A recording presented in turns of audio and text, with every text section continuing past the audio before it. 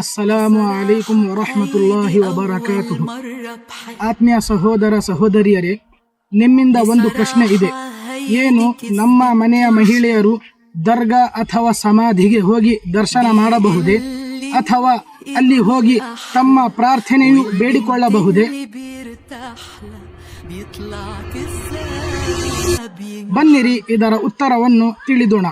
Hazrat Abdullah bin Abbas ರದಿಯಲ್ಲಾಹು ತಆಲಾ ಅನ್ಹು ಹೇಳಿದರು, ನಮ್ಮ ಪ್ರವಾದಿ ಮುಹಮ್ಮದುರ್ ರಸೂಲುಲ್ಲಾಹ್ ಸಲ್ಲಲ್ಲಾಹು ಅಲೈಹಿ ವಸಲ್ಲಂ ಸುನನ್ ಅಬಿ ದಾವೂದ್ ಕಿತಾಬುಲ್ ಜನಾಯಿಜ್ ಹದೀಸ್ ಸಂಖ್ಯೆ 3236ರಲ್ಲಿ ಹೇಳಿದರು, ಲಅನ ರಸೂಲುಲ್ಲಾಹಿ ಸಲ್ಲಲ್ಲಾಹು ಅಲೈಹಿ ವಸಲ್ಲಂ ಝಾಯಿರಾತಿಲ್ ಕುಬೂರ್.